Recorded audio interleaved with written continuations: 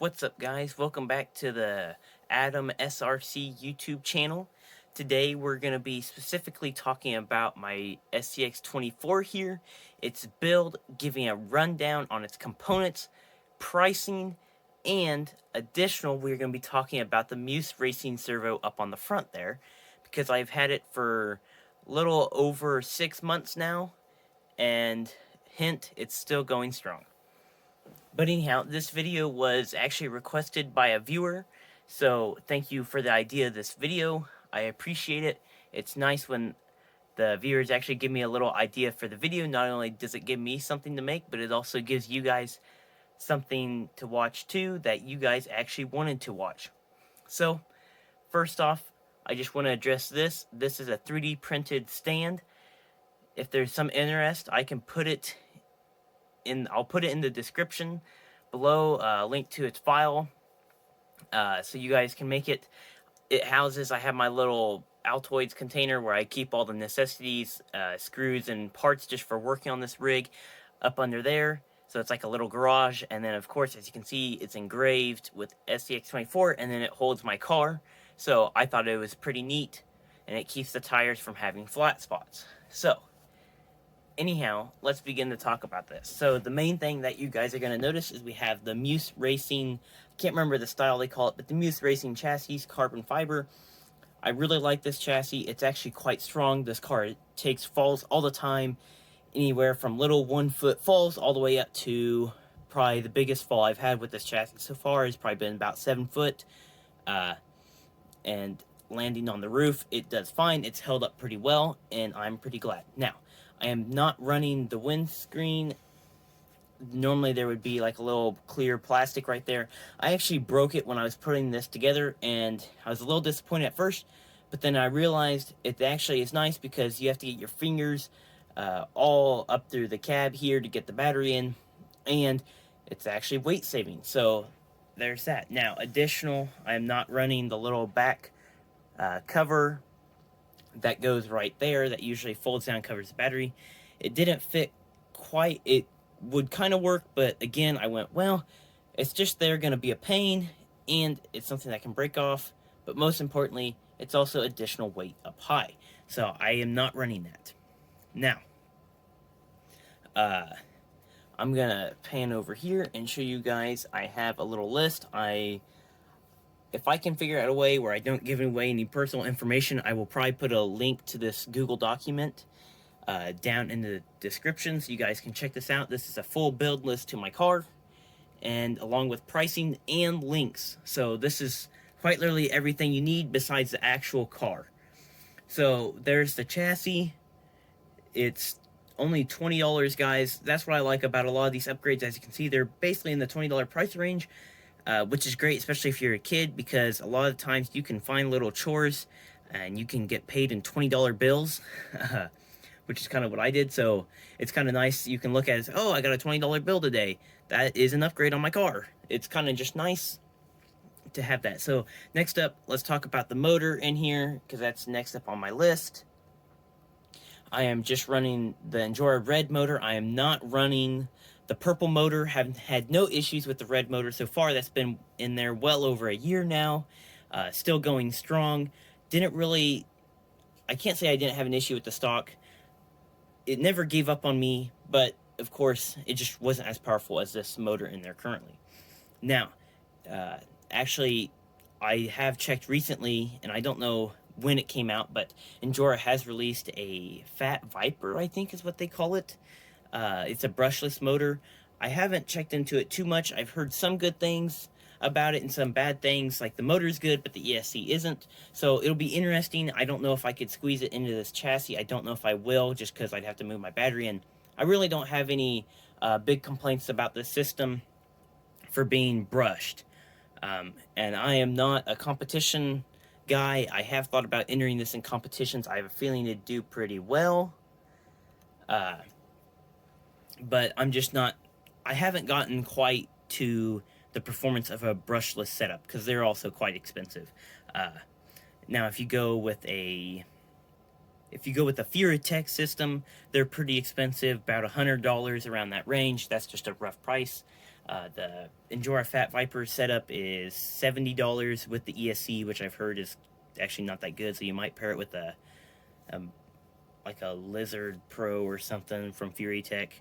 Next up, I want to talk about this servo, because this is something that I was somewhat skeptical going into, and I have not regretted it since. We'll kind of zoom in a little bit better. So now you guys can kind of truly see what it is. So, this is the 8.5 kilogram version. I believe they make an 11. I could be wrong. This is $30 on Amazon. It is a little bit cheaper than the NSD RC and a couple of the other ones like Mofo Racing. Again, I've had it for about 6 months. I've had no issues so far. Now, it has taken some hits because it does stick out past this, I don't know what you want to call it, the front of the car, I guess you could say. So it has taken some hits from rocks. It is a little scratched up along this top edge, but it still performs extremely well. It's extremely fast, and it has quite a bit of torque. In fact, I'll fire it up right now and show you guys. Okay, I'm going to have to hold the car in place or else it's kind of going to shake itself off the stand, but like, it is extremely fast, guys, and it's extremely powerful as well. As you can see, it's bending my plastic steering links. That's another thing I just want to mention real quick. I know a lot of people go to metal steering links. In certain scenarios, yes, metal links are superior. Me, personally, I prefer the plastic because since there isn't a really solid endpoint adjustment, at least on the version 1 remotes, this kind of, it helps so you can, it kind of acts as a servo saver itself as the plastic steering link, so that's why I've kept the plastic. But like I say, guys, I haven't had a single issue with this servo. I've been pretty darn happy with it. Moving on to the back here, we have an Emax servo. One thing I'd highly recommend is putting some hot glue. I'll use my pointer. So one thing I'd recommend is putting some hot glue right back there. That helps save the wires from coming off of the computer board inside of here, because they do not use any grommets or anything going into the servo.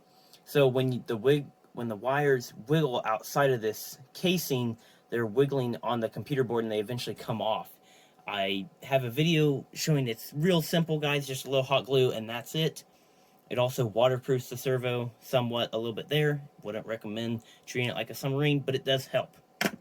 Now, Emax servos, the reason I'm running an Emax, I haven't gotten the Muse Racing servo on the back yet, is of course due to cost, but I also have done it because since I'm running V1 electronics, I do have that third switch that comes factory.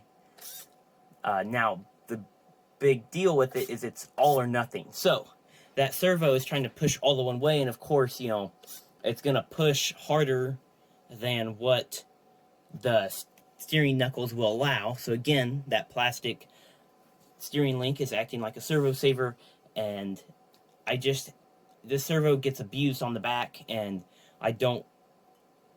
so far it's lasted quite a while, but I'm worried that, you know, it will eventually go out just due to the nature of how it works, and I don't want to put $30 servos in there and burn them up once a year. I'd rather put cheap $10 servos on there and let it go. Now, I should also mention, on both front and back, I am running the factory servo mount. Just doing the mod where you clip the back out of it, and as you guys can see, there's a red bit right there, and there's also a little clear piece right here. And if I zoom in, you guys can see that's actually acting as a washer in between the servo mounting plate and the front of the servo. And again, same thing on the rear over there. I'll turn it a little bit like this so you can hopefully see it. And that's just acting as a spacer and bringing the servo out. I just didn't want to spend the extra money on the servo mounting plates because I figured it wasn't really necessary if I could modify it by myself. And, you know, if you're trying to stick to a budget, that's an easy way to save some money. Especially since now I will say this, guys. When I was looking on Amazon to get a price for this, for my price list, I did find a servo, Emax servo, that comes with a servo mount for only about $15. Can't really say much, of course, on the quality of what that servo mount would be. It probably wouldn't be that good, so just be wary when you do that. The price and stuff listed on my price list over there, some of it is the cheaper stuff on Amazon, but as I recall, it's actually the stuff that I have, same brand and everything, so it may be cheap, but it actually has been working so far for me. One thing, we're going to get to it later, but I just want to quickly point out, because I know some of you guys don't stick around that long, is if you're buying brass, go ahead and probably get the cheapest you can. As far as looking, you want to buy the cheapest for the weight you're getting. If you find, of course, usually sometimes you pay more money, it's higher quality brass, therefore heavier. But a lot of the times you can get away with the cheaper brass unless you are truly just looking for the extra gram or so that you can get, which can make a difference. It just depends how extreme you're really wanting to go. Next up on the list, I want to talk about the battery I'm running. I am running a cheap 2S LiPo in there. It is an Ergenix 450 milliamp, so it's not a huge battery, but it's also not a super small one. Again, I like to go more for runtime than performance. That's just what I prefer. It is the cheaper brand, so you get 2 batteries for $22 essentially, and I've had these for a year and a half now, no issues. What I do like about them is they do come with 2 styles of plugs. They come with, one is the actual one that plugs in your computer board, and one is just an extra power output cord. What I like about that is my main radio that I use for my Creighton 6S and stuff, I can run off of that plug, so I can run my remote off of these little 2S batteries instead of AA batteries. And it works in a pinch if I'm cut in the middle of the trail and my battery on my remote dies. I have an extra source of power for my remote. So that's why I like these batteries. That's why I win them. Again, they're super cheap, but I think as long as you take care of these little batteries, they'll last you. When it comes to bigger stuff like bashing for my Creighton back there, I definitely would say you want to go with a little more expensive batteries because you don't want them catching on fire inside your car. Next up, I want to talk about these high clearance links. When I actually ordered these links, I did not know that they were going to be as long and big as they are. I didn't know that there were actually different wheelbases at the time for these Scx24, so I actually just ordered what I thought was right, and I ended up with the 78mm bottom links for the rear and the 50mm bottom links for the front. I don't know what the dimensions are for the top, but they're usually the same ratio. I'm just talking about the 2 main identifying ones. Again, those are only $20. Highly recommend them. I would say that's probably going to be one of your first upgrades besides tires and servos, and of course the motor. I think they're probably one of the better upgrades out there. Then I want to talk about these shocks, and specifically one comment a guy asked why I was running these shocks upside down. Some of you guys do not know, but if you run them upside down, these barrels actually have the chance of them binding and jamming is significantly reduced. In fact, you can even add just a small touch of grease, very little, because you don't want dirt and stuff sticking in there, but just a little grease to lubricate those. Only on the inside of this barrel. I wouldn't do it on the outside of this barrel, because that'll just get nasty. But you don't even really have to grease them. It's just something extra you could do if you wanted super smooth flex. Now, I am not running springs. It just so happens to work best in my application that I am not running springs. Not saying that you should not run springs in general, but for my application, it is best not to run springs. Next up, I'm just running basic Endura stamped wheels. I am running them in deep dish style. I am running them inverted. I would kind of recommend getting wheels that can be flipped in and out. I don't really know what to tell you guys as far as looking for ones that can be flipped. I just remember seeing a guy talk about these wheels and saying that they were inverted. Sometimes on the Amazon reviews, they do say whether or not they can be inverted or not. So, as you guys can see, it is really deep in there, so it widens my stance. I am running extended axles on the front only, not on the rear. Simply, I believe they're +4. It's a fairly cheap brand, but they have held up. I know some people with the extremely high torque motors, such as the brushless ones, there were some complaints about the drive cups snapping and breaking, and I haven't had that issue happen yet. I have had to actually open the drive cup slot. I've had to cut it deeper so I can get more turning radius, but that's it. Of course, with this stuff, it's not always perfect. You do have to do some modification, but that's kind of just a given with the hobby. And if you are a little more adventurous and are willing to try and modify things, you can actually gain a little more performance than you would just running it straight out of the package. The extended axles are $15, and those also come with these little brass, you can see them, not the brass knuckle, but the next brass piece. It's actually like a little ring that goes over the axle right there, and that just adds a little more weight up front. The brass knuckles there, those are also fairly cheap ones. Be wary, sometimes the thread pitch in them is different than the normal thread pitch in these pillow balls, so you may have to, if you buy an Scx24, hopefully you have some extra pillow balls. There's two different thread pitches, one that's more coarse and one that's more fine, and the ones that go in here are the fine coarse. I believe stock, they are very aggressive pitched. Then let's also talk about these tires. These tires, I did a review, so there's not too much new here if you guys haven't seen that video, but these tires are the DJ Crawler tires. They're 68mm. I did see that they offer two new options, so I am running just the standard foam ones, but they do offer them now with silicone inserts, so I can't speak on those. You guys will have to find somebody else who has run those. I would imagine they do all right. It just depends. I feel like sometimes it's hard to make high quality silicone inserts at this small a scale, but I can't say much because I haven't tried them. I am running the softer. If you buy these with the foam, they come with 2 stiffness of foam. I am running the softer stiffness, and I actually quite like it. I think it's about right for my rig.